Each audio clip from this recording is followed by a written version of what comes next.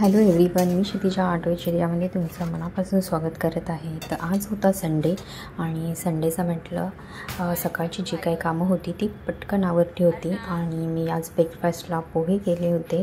आणि संडेची माझी ड्रॉइंग क्लासची मुलं येतात, तर आज थोडी कमी आलेली कारण की काही गावी गेली होती। तर जी आली होती त्यांच्यासोबत मस्तपैकी एन्जॉय केला। त्यांनी छान असे ड्रॉइंग्स काढले होते, तुम्ही पाहू शकता ह्याच्यामध्ये। त्या मुलांनीसुद्धा खूप मस्त एन्जॉय केलं आणि मुलं जेव्हा घरी गेली त्यानंतर म्हटलं आता पटकन जेवण करून घ्यावं।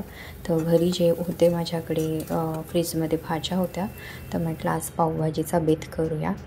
तर मग मी पावभाजीसाठी काही भाज्या लावल्या होत्या कुकरला आणि इथे मी कांदा फ्राय करायला ठेवला होता। म्हटलं कांदा फ्राय होतोपर्यंत झाडांना पाणी द्यावं कारण की झाडं खूप सुकली होती, सकाळी पाणी दिलं नव्हतं आणि इथे मी चुकून कॅमेरा जरा क्रॉस पकडला होता।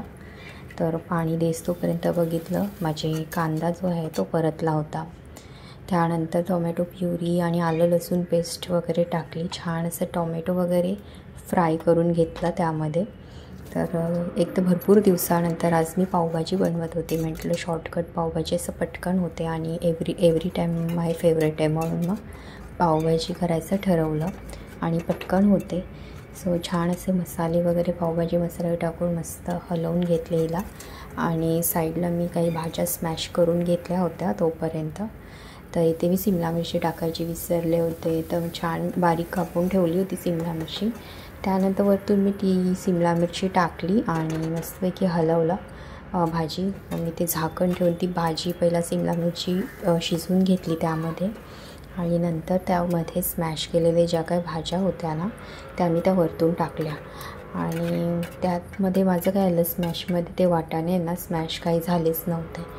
तर मग मी पुन्हा त्यामध्ये ती पूर्ण भाजी व्यवस्थित हलवून घेतली, त्यामध्ये थोडंसं पाणी टाकलं आणि मीठ वगैरे टाकून पावभाजीवाला बाहेरचे जे असतात ना ते तव्यामध्ये करतात, तर इथे मी कढईमध्ये स्मॅशरने त्याला स्मॅश करून घेतलं आणि चांगलं एकजीव करून घेतलं। पण चांगली व्यवस्थित झाली होती स्मॅश आणि भारी झाली होती टेस्टला पण। तर नेहमी आपण थोडी बाहेर खाणार, तर म्हटलं घरची करून बघावी। संडे म्हणून काय झालं तर आपण घरी पण करायचं असतं जेवण।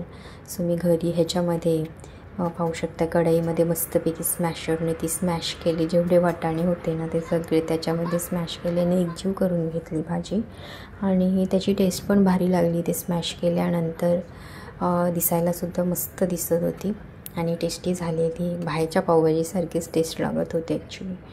तर इथे माझी छान अशी भाजी शिजून रेडी झाली होती आणि शिजल्यानंतर मस्तपैकी वरतून अजून बटर मी टाकलं, तर दिसायला पण अजून छान झाली होती आणि मस्तपैकी पावसुद्धा गरम करून घेतले। पावभाजीला पाव गरम करून घेतले तर अजून छान लागतात बटर लावून। तर बटर लावून मी पाव छान गरम करून घेतले आणि फायनली माझी भाजी पावभाजी अशी झाली होती।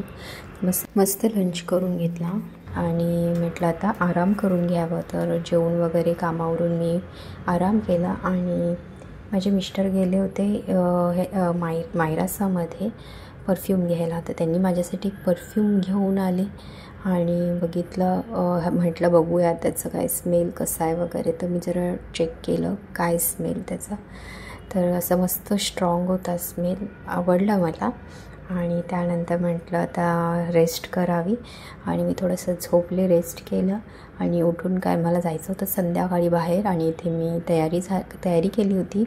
माझ्या मिस्टरांच्या मित्राचं मुलीचं बारसं होतं, तर मी साडी घातली होती आणि इथे माझं थोडं रील्स वगैरे काढणं चालू होतं, तुम्ही पाहू शकता। आणि त्यानंतर आम्ही गेलो होतो हॉलवरती जिथे बारसं होतं, तर तिथे त्या मुलीचं नाव असं मस्त ठेवलं होतं सारा, तुम्ही पाहू शकता। जस्ट आम्ही गेलो आणि ते बारसं चालू झालं होतं, छान होतं, मुलगी पण खूप सुंदर होती आणि खूप छान प्रोग्राम झाला आणि इथून आम्ही मस्तपैकी जेवून घरी गेलो।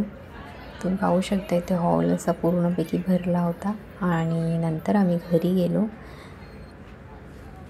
तर मी शिवांश आदेचे डॅडी बाहेर गेलो होतो, तर आम्ही आत्ताच बाहेरून जाऊन आलो आहे, बारशाला गेलेलो। तर आता तिथूनच आम्ही येताना जेवून पण आलो।